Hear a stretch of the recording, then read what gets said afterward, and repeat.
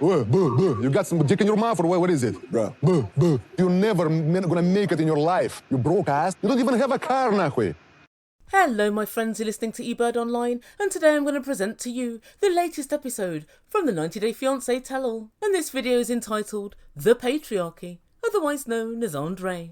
I would say Andrei and Libby, but I guess it really is just the Andrei show these days, for whatever he says goes. And Libby, well, she's just along for the ride. But I do have to admit one thing, Andrei and Libby are as unified as I've ever seen them. This season, there have been very few instances of real discord between the two, especially considering that Andrei is one of the two. I know Andrei's very domineering, but it would seem that Libby enjoys being dominated, to the naked eye at least. Andrei's special brand of dogmatism seems to come from some sort of previous millennia. But then again, perhaps that's what's needed to beat the Middle-earth troglodyte that is Libby's brother, Charlie, hereafter known as Big Time Charlie. Charlie's modus operandi seems to be only use a very small portion of my brain whilst simultaneously holding up my middle fingers to the rest of the world, having had 3 gallons of very cheap beer. And so of course in this video I'm going to be discussing the discord between Libby, Andrei and Libby's family. That's just the appetizer. The main meal is a big juicy steak. We're going to look at who, if anybody, has spoken to immigration and tried to thwart Andrei's plans of getting a green card to live permanently in America. Guys, if you want to hear more about these two, please don't forget to subscribe to my channel. Yada yada yada, press the red button. Yada yada yada, subscribe. Yada yada yada, press the like button. Yada yada yada, notification bell. Thanks guys. Well, come on, if I don't amuse myself, who else is going to? And so without further ado, I give you Andrei and Libby. So guys, what's happening with Andrei and Libby this season? Well, as per usual, they're arguing with each other and arguing with her family. She's pregnant, and also she's decided to sing nursery rhymes for a living. And when they take to the stage, it's the very first thing that Sean asks Libby to do. Libby, she says, can you sing me a nursery rhyme? And guys, I have to admit, I've yet to hear Libby sing, because I hear the first, 4 to 5 notes of any given nursery rhyme, and in addition to cringing, I dry heave to the beat of Little Bo Peep before putting my foot through my laptop. Somebody once said singing was supposed to make people feel good. Guys, somebody let Libby know. And so, unsurprisingly, Libby was very reticent to sing. Don't worry, Libby, we're very reticent to listen. But sing she did, and she sang a gospel version of Mary Had a Little Lamb. Guys, let me know in the comments what you thought. I, of course, refrained from listening. But if Libby ever does hit the big time with her music career, she'd better be goddamn careful, because I'm pretty certain that that family of hers will put her under a worse conservatorship than Britney Spears. They are a load of greedy fucks though, you have to admit. I can just see it happening. But yes, this whole singing storyline is a stone cold snooze fest. That's why I didn't bring it to you this season. So Sean decides to recap the season, and they recap Charlie and his partner talking about what an idiot Andrei is. And then they recap the big showdown between Libby and her 2 sisters, where she brought Andrei along. You know, the time when she hadn't bothered to tell them that she was pregnant and they found out from social media that time. And as you know, there was a little bit of fisticuffs. And back in the studio, Sean welcomes to the stage Libby's brother and sister, Charlie and Jen. And so Sean asked Jen, what's the source of all the arguments? And both she and Charlie maintained, it's Andrei who's the hothead. Andrei creates all the problems and all the arguments in our family.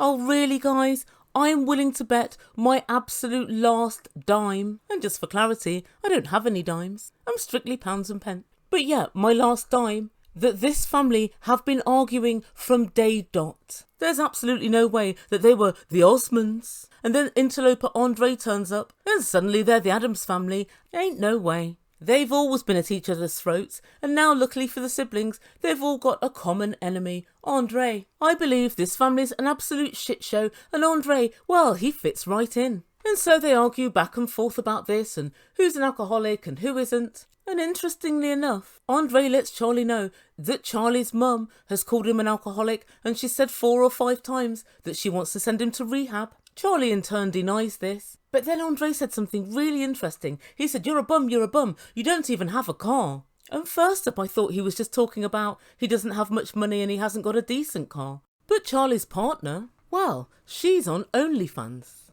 her content's rather, I would say racy, but it's a little bit more than that. Oh, that's right, her content consists of hardcore porn. And if the blogs are to be believed, she makes quite a bit of money from it. So that's not the issue. It must be that he's been stopped from driving for some sort of DUI. It wouldn't surprise me.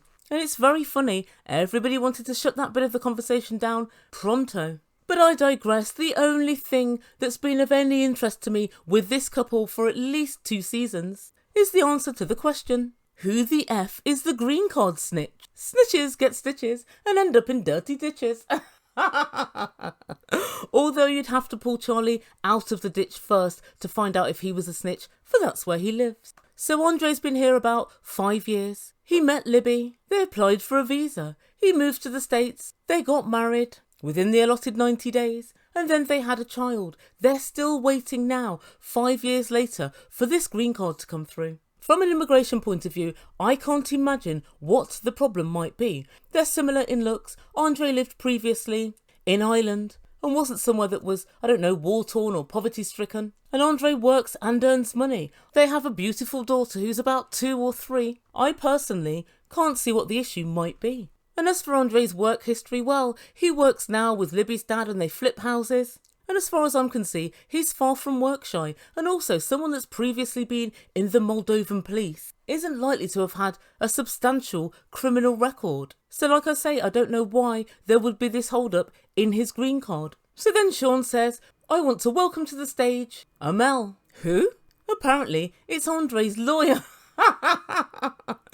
He's brought his immigration lawyer to the couple's tell-all. He asked her and she very graciously agreed to come. Oh God, you couldn't make it up. And Sean asks the lawyer why she thinks that the green card has been held up. And the lawyer said, well, it could be anything that's ever happened in Andrei's past. It could be something criminal. And Andrei said, no, it's not that. And she said, or it could be that somebody who's quite credible, i.e. family, has called up and made some allegations. And straight away, both Charlie and Jen very vociferously deny having made a call. And Jen said, nobody in our family would make that call. How would you know, Jen? Literally, how would you know? All you can possibly know is that it wasn't you. You can't vouch for anybody else. And look at Charlie's face. When they're discussing this, he can barely stifle his laughter. And Andrei said, well, if I get kicked out, Libby and the kids will be coming with me. And things went rather quiet with Charlie and Jen. And Sean said, if you had to choose, who would you choose? Stupid question. And then Libby said, of course, my husband. And Elizabeth said very clearly,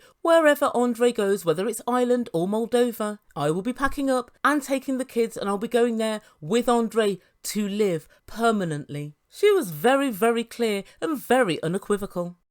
And when she said that, you could have knocked these pair down with a feather, which most of the time you could with Charlie because he's pissed, but they looked as shocked AF. If somebody did call up, it must have been somebody from the family because it has to be somebody credible and somebody that knows some information that others wouldn't. So it couldn't just be a 90 Day Fiance fan calling up and saying Andrei's dogmatic or Andrei's a nightmare because it wouldn't be taken seriously. Yara's situation is very, very similar. They came over, got married, had a kid, and she's now in receipt of a 10-year green card. She lives a couple of countries over in Ukraine. But then we discover there is one little problem, and Charlie shouted out, maybe it's because you overstayed your visa before. What? And then Andrei said, well, only by 2 days.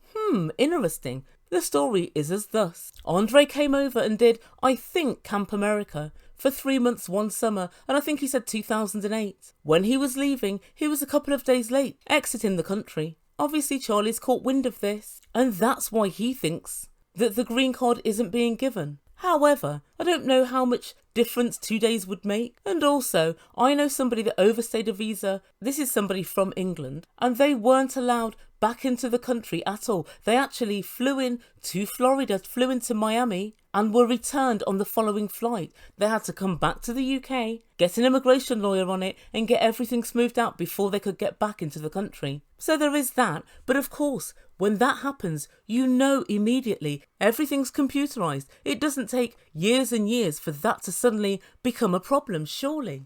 And at this point, Andrei's about to respond, but the lawyer jumps in and she tells Andrei not to speak. Guys, wow. I think the reason she doesn't want Andrei to speak is she's sick of listening to his shit, just like I am. But of course, Sean, who seems to be always on the look for a gold digger, said, "Wow, you were in America before? What's the big deal, Sean? Everybody thinks that if you've been to America before, you just can't wait to leave wherever you are and move to America. And you'll marry any old body just to get in." Oh, Sean, Andrei was previously in Ireland. And for those of you who don't know, once you're in Ireland, you have a European passport, which gives you access to all of Western Europe, most of Northern Europe, and a couple of countries in Eastern Europe as well. Poland and, I think Croatia. 26 other countries. But of course, thanks to Brexit, not the UK. But we don't talk about that. So Andrei could live in France, Germany, absolutely anywhere. So America is not the be-all and end-all for Andrei. And guys, I can't help but think that because this is the main reason that Charlie offers up this whole visa issue, he's trying to divert attention. I think it's infinitely more likely that he rang immigration, told them that Andrei was a crooked police officer from Moldova, then he left and hid out in Ireland for a while and moved to America, and that was his plan all along. I've seen a few people commenting that maybe immigration have seen their relationship and they don't like what they see. Well, listen to this, guys. Michael from Angela and Michael has just been granted his visa. If they let that shit show of a relationship flourish, then there's absolutely no way they'd say no to Andrei and Libby. Also, people have been saying on social media that Andrei doesn't have a proper job. He's a property developer. Since when is that not a proper job? That's what the Ebird does. Don't be so rude. So right near the end of the segment, the lawyer asked to make a statement, and she said the following. The message that I would send to the family or anybody else that made a complaint against my client, it is a felony to make a false allegation to the federal government. People need to understand how important it is that when you make an allegation to the federal government, you could be yourself liable for making false allegations. Correct. Scary. And as you can see, Jen doesn't take this very seriously, and nor does Charlie. Do they look as if they're bothered by the law? No, they don't. But then I rather think that's a family trait. So Libby then said something which was, I think it kind of forced something home. She said, "I know my family have got a glimmer of hope that if Andrei gets deported, I'll stay here and they'll split us up. There is absolutely no way that that would ever happen. Wherever Andrei goes, I will be going with him." And Andrei backed it up. He said, "Do they honestly think that my wife would stay with them over me? She's my wife. This is my family." And I think finally the penny really did drop. And then Andrei said that he's looking into going to Ireland with a view to living there permanently. And again, Jen looked quite shocked and she said, "Ireland? What would you do in Ireland?" And I know that when Libby's brother or sister ever speak of Ireland, they always say, "Ireland? What's in Ireland?" The same as there is in America or England or any other Western European country. Because they're a little bit backwards and, geographically challenged, they think there's no electricity or running water. Don't worry, Charlie, there's loads and loads of alcohol. And the lawyer informed Andrei that if he goes permanently out of the country, it would definitely compromise his visa and he may never be allowed back in the States. But he says he's going to go for a couple of weeks and see if he can sort something out. He said, "I need a plan B. I'm not just going to wait until they kick me out." And I make him right. He has got a wife and 2 kids to consider. And then suddenly, Jen's actively participating in the conversation and saying, "I'm really upset because I want my kids to grow up with their cousins. And I would like to sort something out with you, Andrei. I believe we can patch things up." And Andrei reluctantly said, "Maybe you, but none of the others." And they finished the segment with Libby saying that she feels much happier and she has much less anxiety. And that's all due to the fact that she's had less contact with her family. Jen reasserts once more that she wants to sort things out. Oh God, guys, these guys really are ruining their decisions now. And guys, that's where we end things for this session. Very quickly, after the session finishes, Jen goes to find Andrei backstage and they both say they want to work something out and to come together and they have a little hug. And it has me very amused. What Libby said was exactly correct. They thought they'd be able to get in between this couple and split them up somehow, and now they know that there is absolutely no chance of this happening. Suddenly, Jen's tack changes. So guys, please let me know what you think as usual. Who do you think the grass was? Do you think it was somebody from the family? Or do you think there's some other reason why Andrei has not got his green card as yet? Guys, please don't forget to like, subscribe and all of that good stuff, and I will see you very soon. Thank you so much for listening. You've been listening to Ebird Online, and I bid you good day.